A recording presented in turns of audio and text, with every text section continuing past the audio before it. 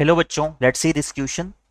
An equation of a hyperbola with transverse axis along the axis of x and having eccentricity equal to 5 by 4. Option A, x square by 64 minus y square by 36 equal to 1. Option B, 9x square by 4 minus 4y square equal to 1. Option C, x square by 16 minus y square by 9 equal to 1. And option D, x square by 9 minus Y square by 16 equal to 1। तो बच्चों इस question में हमें hyperbola के लिए दिया हुआ है कि इसकी जो ट्रांसवर्स एक्सिस है वो एक्स एक्सिस के अलोंग सिचुएटेड है और इस हाइपरबोला के लिए जो एसेंट्रिसिटी है हमारी वो 5/4 के इक्वल है। इन दोनों कंडीशंस को फॉलो करते हुए हमें इस क्वेश्चन में हाइपरबोला के लिए इक्वेशन फाइंड आउट करनी है। तो बच्चों इस क्वेश्चन पे प्रोसीड करने से पहले हम इससे रिलेटेड हमारा की कंसेप्ट देख लेते हैं। यहाँ पर हम की कंसेप्ट में देखेंगे कि किसी भी हाइपरबोला के लिए उसकी एसेंट्रिसिटी हमारी किसके इक्वल होती है। तो यहां से हम लिख सकते हैं if hyperbola X square by A square minus Y square by B square equal to 1 has its transverse axis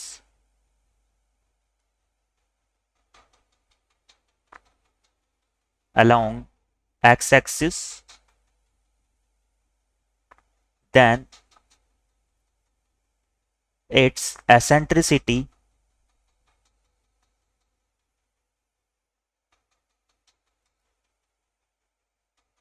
equal to, इसकी एसेंट्रिसिटी हमारी इक्वल हो जाती है 1 प्लस कंजुगेट एक्सिस का square 1 plus conjugate axis divide by, यहां पर हो जाएगा ट्रांसवर्स एक्सिस, इन दोनों का हमारा हो जाएगा स्क्वायर, या इसे हम लिख सकते हैं कि ये हमारा इक्वल हो जाता है 1 plus B square by A square. ये हमारे एलिप्स की एसेंट्रिसिटी हो जाती है। इस एसेंट्रिसिटी को हम ई से भी डिनोट करते हैं, तो ई हमारा किसके इक्वल आ गया 1 plus B square by A square के। अगर बच्चों यहाँ पर एलिप्स की जो ट्रांसवर्स एक्सिस है अगर वो वाई एक्सिस के अलोंग होगी तो यहाँ पर जो एसेंट्रिसिटी है हमारी ये क्या हो जाएगी 1 plus A square by B square. यहाँ पर एसेंट्रिसिटी इसका अंडर रूट होती है, तो यहाँ पर हम अंडर रूट को भी लगा देंगे।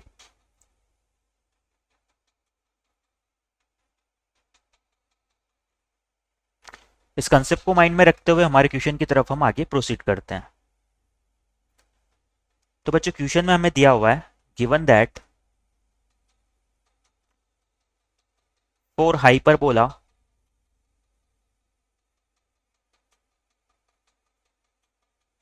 ट्रांसवर्स एक्सिस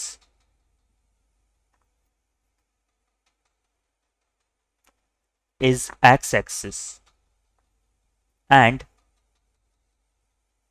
इस हाइपरबोला की एसेंट्रिसिटी हमें क्वेश्चन में प्रोवाइड की हुई है 5/4 के इक्वल। यहां पर अगर हम दोनों साइड स्क्वायर करें तो ई स्क्वायर हमारा इक्वल हो जाएगा 25/16 के।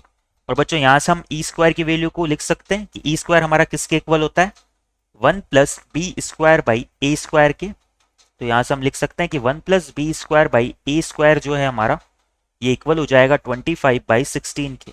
या इसे हम लिख सकते हैं कि हमारा B square by A square equal आ जाता है 25/16 माइनस 1, जिसे सिंप्लीफाई करें तो ये आ जाएगा हमारा 9/16 के।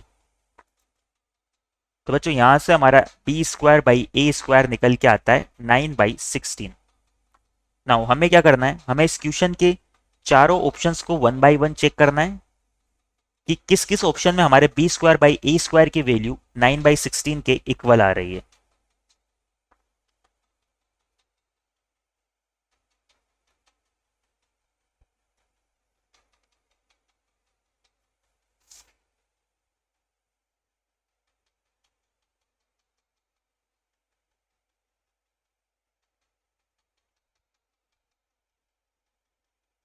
तो बच्चों यहां से अगर हम ऑप्शन 1 की बात करें तो ऑप्शन 1 में जो हमें हाइपरबोला की इक्वेशन दी हुई है वो है X square by 64 minus Y square by 36 equal to 1। हमें सारे हाइपरबोला की इक्वेशन को X square by A square plus Y square by B square, X square by A square minus Y square by B square equal to 1 से compare करवाना है। तो बच्चों यहाँ से अगर हम B square by A square की वैल्यू को फाइंड आउट करें तो वो किसके इक्वल आ जाएगी इस हाइपरबोला के लिए?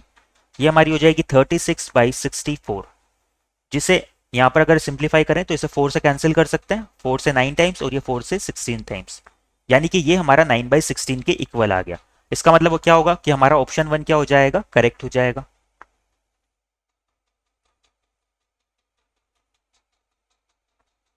अगर ऑप्शन 2 की बात करें यहाँ पर, तो ऑप्शन 2 में जो हाइपरबोला की इक्वेशन हमें दी हुई है वो है 9x square upon 4 minus 4y square equal to 1। इसके लिए भी अगर हम B square by A square की वैल्यू को फाइंड आउट करें तो ये क्या हो जाएगी, बी स्क्वायर यहां से हमारा इक्वल होगा, इन दोनों को कंपेयर करेंगे तो ये 1/4 के इक्वल होगा। ए स्क्वायर की बात करें तो ये 4/9 के इक्वल हो जाएगा। इसे सिंप्लीफाई करेंगे तो क्या होगा, ये भी हमारा 9/16 के इक्वल आ रहा है। तो यहां से हम लिख सकते हैं कि हमारा ऑप्शन 2 भी क्या हो जाएगा, करेक्ट हो जाएगा। Option 2 is correct. Similarly option 3 and option 4 को भी हम चेक कर लेते हैं। यहां पर ये हमारा ऑप्शन ए है और ये ऑप्शन बी है। अगर ऑप्शन सी की बात करें तो ऑप्शन सी में जो हमें हाइपरबोला की इक्वेशन दी हुई है वो है X square by 16 minus Y square by 9 equal to 1। इसके लिए अगर B square by A square की वैल्यू फाइंड आउट करें तो ये तो डायरेक्टली 9/16 ही आ चुकी है। तो यहां से हमारा ऑप्शन सी भी क्या हो जाएगा, करेक्ट हो जाएगा। Option C is correct. हमारे लास्ट ऑप्शन ऑप्शन डी को भी हम चेक कर लेते हैं।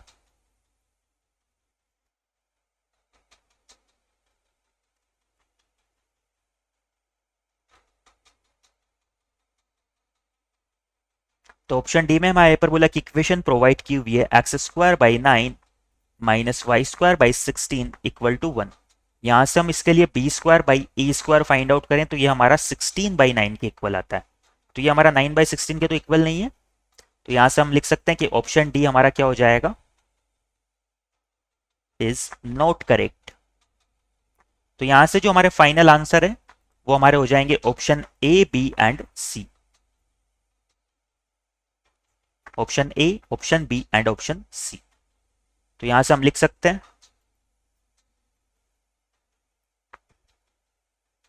our final answers are options